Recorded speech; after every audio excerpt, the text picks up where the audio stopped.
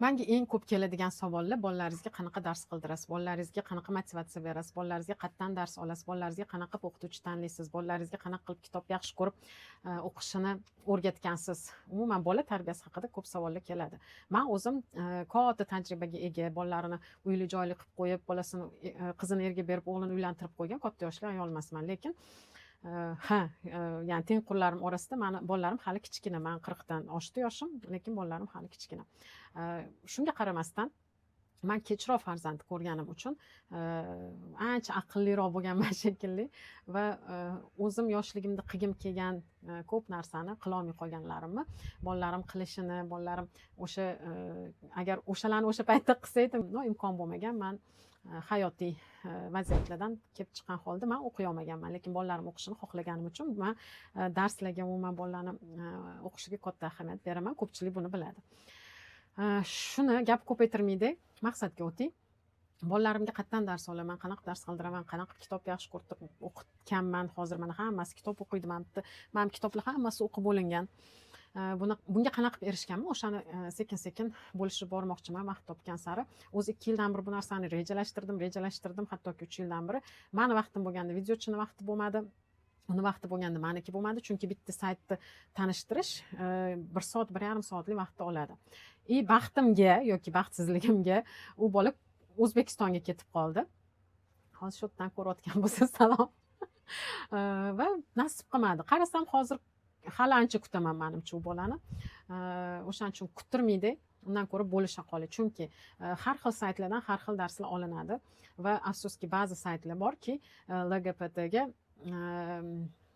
skrita agitatsiya qiladi. Ya'ni bola tilni o'rganadi, boshida zo'r tuyuladida, keyin tilni yaxshi bilishni boshlaganida saviyasi bo'ladi ularning ham. O'sha saviyasiga kelganida уже boshqa narsalarga o'tib ketyapti darslar. Tajribamizdan o'tdi bu narsa va birinchi o'qiganda xato qilishgan deb o'ylagan edik. Ikkinchisi, uchinchisi davom ettirgandan keyin men 1 yillik abonement sotib olgan taqdirimda ham uni shartda hamma planshetlardan, telefonlardan o'chirdikda, o'tdan boshqa dars olishni yig'ishtirib qo'ydik.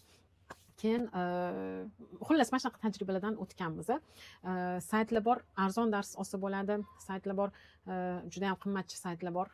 Xuddi o'sha darslarni boshqa saytda arzonga olsa bo'ladi. Saytlar bor, shunaqa qiziq dars o'tib berishadi.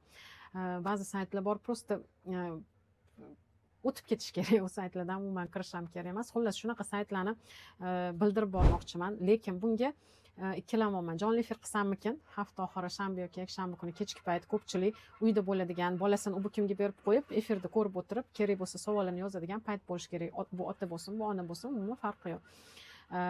Mana shunaqa bo'sh vaqtinglarni yozinglar, shanba yoki yakshanba kuni bo'lishi mumkin. 2 soat vaqt tafovuti bor. O'shani hisobga olgan holda sizlarga ham, menga ham qulay bo'ladigan soatda o'tkazishimiz kerak bu jonli efirni. Va nihoyat o'sha vaqt keldi, o'sha kunlar keldi. Men bo'lishkim kelganda tezroq bo'lishib olishim kerak, chunki ichimda xuddi ovqatini hazm qila olmagan anaqadek bo'lib yuribman. O'shalarni prям hazm qilib, уже chiqarishim kerak, hammaga bo'lishim kerak. Vijdonim tozalanishi kerak eng birinchi, chunki ko'pchiligiga so'z berganman, lekin vaqt tig'izligidan, ishlarim ko'payib ketgandan u bahona bo'ldi, bu bahona bo'ldi. Endi bahonalarni chetga surib qo'ygan holda o'shalarni sizlarga bo'lishmoqchiman. Menga yukdek turibdi, ma'mitimda turgan yukdek, chunki shu 2 yilgacha ko'p bolalar bilim olsa bo'lardi, ko'p bolalar tilini yana ham yaxshi rivojlantirsa bo'lardi, balki qanaqadir yaxshi o'qishlarga kirib ketishardi shu bahona. O'shaning uchun men bolalarni o'qish tarafdoriman. Men bolalar kelajagimiz вообще yaltirasin, porlasin, o'zbeklar butun dunyoda zo'r yashasin, o'zbeklar hech qayerda chorna рабочий bo'lib bormasin, o'zbeklar faqat takkoy bo'lib yursin deymanda. Ilm o'zi bizani dinimiz o'qi bilan boshlangan. Vahiy o'qi deb kelgan-ku. O'shaning uchun o'qish hech qachon odamga minus bo'lmaydi. Qaysi yoshda bo'lmasa bo'lsin, qanaqa vaziyatda bo'lmasin o'qish kerak.